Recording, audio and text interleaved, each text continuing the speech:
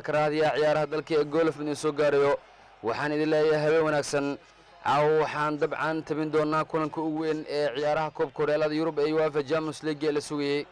ciyaartii finaalka ee Champions League ayaan tabin doonaa kooxaha kubadda cagta ee Borussia Dortmund iyo sidoo kale naadiga Real Madrid ayaana caawa ciyaaraya finaalka koobka horyaalada Yurub ee UEFA Champions League waa habeen gaar u ah ciyaartooyda qaranka wadanka Jarmalka Toni Kroos kaasi oo marka la fiiriyay kamida ciyaartooyda ugu cadcad ee kooxda Madrid ee caawa u saamixi kara inay ku guuleystaan ciyaaraha UEFA Champions League Marco Kroos 13 sano ka hor waa 13 sano kadib ayuu asna ka tagay doonaa kooxda ku ciyaarta garoonka Zagreb Adoni Bak inaan caawa dabcan tabin doono ciyaar weyn oo final ah waxaa ka sii daran oo ma dabcan saameyn kulankan u sii yeelaya labada ciyaartooy ee lagu kala magacaabo Fabian Ruiz iyo sidoo kale ninka lagu magacaabo Toni Kroos ku dhacday يامن وحال جوجا وقتي ريال مدريد ee gool ka dhalan lahayd goolkii koowaad ee ciyaarta ninka lagu magacaabo dabcan Dani Carvajal ayaa gool ku dhiibay kooxda kubadda cagta Real Madrid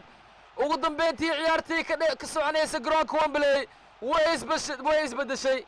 Real Madrid ayaana saaxiib yaal hoggaanka ciyaarta la wareegtay kadib markii uu madax ugu shubay ninka lagu magacaabo dabcan Dani Carvajal Madrid ayaa saaxiib yaal finaalka goolka u hogaaminaysa afkeeya kama dhamaan markii aan ku dhahay waxa la joogay xilligii Madrid ee gool ka dhalin lahayd si kastaba Madrid 1 Borussia Dortmund 0 Jude Bellingham waa kana markaa fani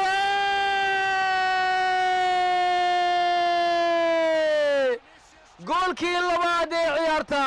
Real Madrid ayaa saaxiib yaal goolkii labaad ka dhalay Borussia Dortmund UEFA Champions League markii 15aad ay doonaa garoonka Santiago Bernabeu taariikhan caadihiina ay saaxiib yaal Madrid sameynayaan waxaan caadihiina ay Madrid sameynayaan waxaana Madrid ee duunkoodan ee tusaysa in aysan jirin cid ka daba hadli karta ciyaaraha UEFA Champions League 10 sano ee la soo dhaafana markii 7aad 6aad aan dhahay ay dabcan ku guuleysanayaan Jude Bellingham Vinicius Junior Rodrigo iyo sidoo kale ninka lagu magacaabo Carvajal ayaana kala diraya kooxda kubadda cagta ee Borussia Dortmund inkastoo aan meesha laga saari karin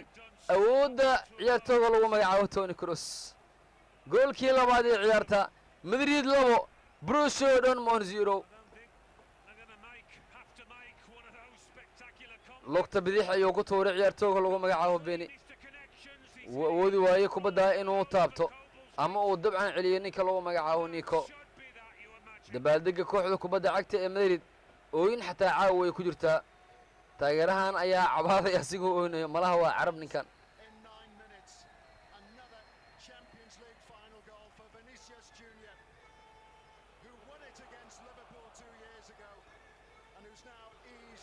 sideetan iyo 4 daqiiqo ee saaxiib yaal ciyaarta mareysa